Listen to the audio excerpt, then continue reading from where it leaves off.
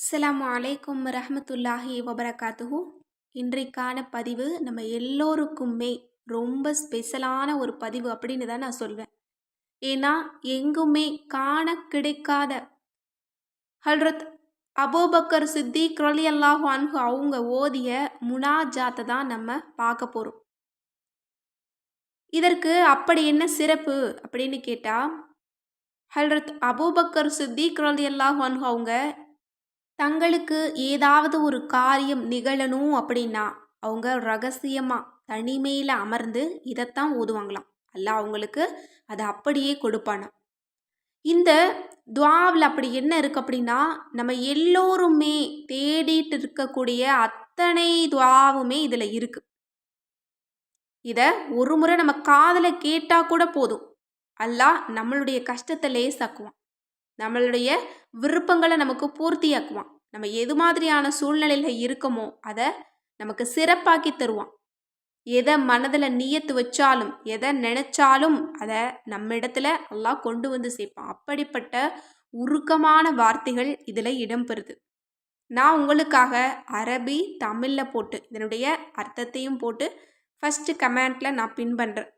எல்லோருமே அதை இதுபோல சிறந்த நாட்களில் ஜுமாவுடைய தினம் அல்லது துஆ கபூல் ஆகக்கூடிய வியாழக்கிழமை இரவு அல்லது மாதத்தில் ஒரு முறை அல்லது சிறந்த நாட்களை தேர்ந்தெடுத்து வருடத்தில் ஒரு முறையாவது இதை நீங்கள் சொல்லி கேளுங்க. இதை ஓதுறத காதில் கேட்டால் கூட போதும். உங்களுடைய துஆ மட்டும் கிடையாது, உங்களோட 10 தலைமுறையினருடைய துஆவையும் அல்லாஹ் கபூலாக்குவான். ஏன்னா இது அப்படிப்பட்ட வார்த்தைகள். எதை கொண்டு கேட்டால் அல்லாஹ் கபூலாக்குவானோ, எப்படிப்பட்ட வார்த்தையை கொண்டு கேட்டால் அல்லாஹ் கபூலாக்கி தருவானோ அந்த வார்த்தை இதில் இருக்குது. ரொம்ப சின்ன துஆ தான். அதாவது ஹல்ரத் அபூபக்கர் ரலியல்லாஹு அன்ஹு அவங்க எப்படி துஆ கேட்பாங்களோ அந்த முறை தான் முனாஜாத் அப்படின்னு அழைக்கப்படுது. ரொம்ப சுருக்கமாக தான் கேட்டிருக்காங்க, ஆனால் ரொம்ப உருக்கமாக கேட்டிருக்காங்க.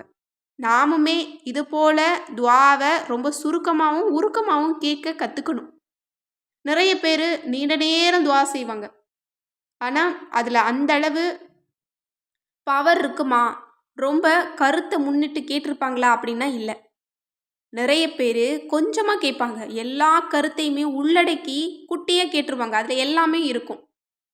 அதுபோல தான் ஹல்ரத் அபூபக்கர் ரலியல்லாஹு அன்ஹு அவங்க சின்னதாக குட்டியாக ஒரு துஆவை கேட்டிருக்காங்க. அதற்கு அவ்வளோ ஒரு சிறப்புகள் இருக்குது. இப்போ அந்த துஆவை நான் உங்களுக்காக தமிழில் தான் நான் ஓதி கேட்க போகிறேன். அதாவது பாவம் மன்னிப்பு துஆ மாதிரி தான், ஆனால் இது நமது துஆவை கேட்கக்கூடிய துஆ. பாவம் மன்னிப்பிற்கும் இதில் இருக்குது, நமது தேவைகளை கேட்கறதுக்கும் இருக்குது, நமது சிரமங்கள் லேசாகுவதற்கும் இருக்குது, அல்லாஹ்வை புகழக்கூடியதும் இருக்குது. அதனால் இது ரொம்ப ரொம்ப ஸ்பெஷல். இப்போ அந்த துஆவை நான் தமிழில் உங்களுக்காக கேட்குறேன். இதை நீங்கள் போட்டு காதில் கேட்டால் கூட போதுமானது. இன்ஷா அல்லாஹ் இத்தனை சிறப்புகளும் அல்லாஹ் உங்களுக்கு தருவான். நீங்கள் இதை இன்றைக்கு காலை ஃபஜ்ர்லேருந்து இந்த பதிவை கேட்டதிலிருந்து எப்படியாவது ஒரே ஒரு முறை ஓதிட்டு அந்த நிமிஷம் உங்களுக்கு வேண்டியதை கேளுங்க. உங்களுக்கும் உங்களுடைய குடும்பத்திற்கும் உங்களுடைய பல தலைமுறையினருக்கும் எப்படி கேட்கணுமோ அப்படி கேளுங்க. அல்லாஹ் உங்களுக்கு அத்தனையுமே நசீபாக்கி தருவான். இது ரொம்ப ரொம்ப ஸ்பெஷலான முனாஜாத். இப்போது நான் உங்களுக்காக தமிழில் மட்டும் துஆவை கேட்குறேன். இன்ஷா அல்லாஹ் ஓத தெரியாதவங்க இந்த பதிவை போட்டு நீங்கள் காதில் கேட்டால் கூட இதனுடைய சிறப்பு உங்களுக்கு கிடைச்சிரும். இதை கேட்டுட்டு இருக்கிறவங்க எல்லோருமே ஆமீன் சொல்லுங்க. எனது நாயனே, நற்செயல் என்னும் சாதனத்தை மிக குறைவாகவே சேமித்திருக்கும் எனக்கு உனது அருட்கொடையை தந்தருள்வாயாக. கண்ணியத்திற்குரியோனே, ஏழை அடியானாகிய நான் கள்ளமின்றி உனது வாயிலில் வந்து நிற்கிறேன். உண்மையிலேயே நான் பெரும் பாவங்களை புரிந்துவிட்டேன். அக்கொடிய பாவங்களை மன்னித்தருள். நானோ பரம ஏழை, பாவி, அற்பமான அடிமை. உனது அளவற்ற அருட்கொடைகளையும் உதவிகளையும் பெற்ற பின்னரும் உன்னை மறந்து விட்டேன். அத்துடன் உனக்கு மாறாகவும் நடந்து கொண்டேன்.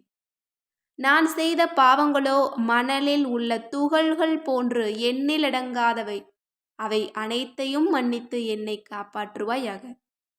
எனது நோய்கள் அனைத்தையும் குணமாக்கி எனது தேவைகள் அனைத்தையும் நிறைவேற்றி வைப்பாயாக. எனது உள்ளமோ நோய்வாய்ப்பட்டுவிட்டது, நீயோ நோய்களை குணமாக்கக்கூடியவனாக இருக்கின்றாய். என் நாயனே, நற்செயல்களை சேமித்திராத எனது நிலை என்னவாகுமோ?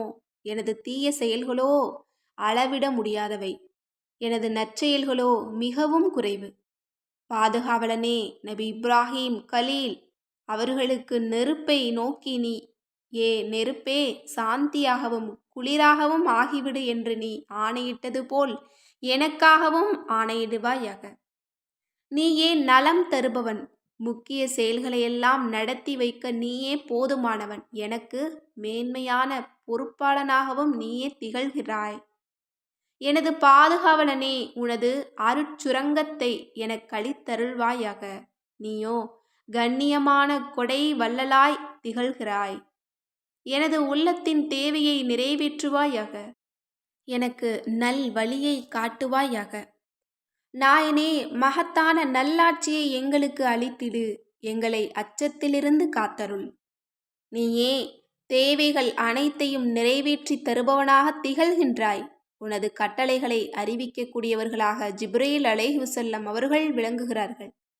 எனது நாயனே, எனக்கோர் உதவியாளரை உருவாக்கித் தருவாயாக. நீ உதவியாளன் என்னும் பெயர் பெற்று விளங்குவது போன்று மறுமையிலும் அவ்வித உதவியாளனாகவே இருப்பாயாக. நீ மேலான பொறுப்பாளனாக விளங்குகின்றாய். அல்ஹம்துலில்லாஹ். ரொம்ப குட்டி துஆ தான், ஆனால் அனைத்தையும் உள்ளடக்கிய உருக்கமான வார்த்தைகள்.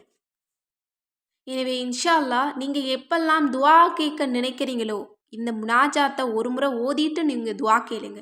ஏன்னா ஹல்ரத் அபூபக்கர் ரலியல்லாஹு அன்ஹு அவங்க இதை ஓதிட்டு கையேந்தி அல்லாஹ்விடத்தில் கேட்பாங்களாம். கேட்ட நிமிஷத்தில் அல்லாஹ் அவங்களுக்கு உதவியை கொடுப்பானா.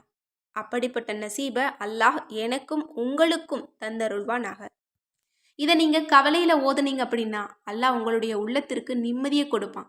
நீங்கள் ஓதி பாருங்க, அந்த நிமிஷத்தில் உங்களுக்கு நிம்மதி கிடைச்சிரும். இன்னும் நீங்கள் ஏதாவது தேவையுடையவங்களாக இருந்த ஓதுனீங்க அப்படின்னா அந்த தேவை உங்களுக்கு நிமிஷத்தில் கபூல் ஆகும்.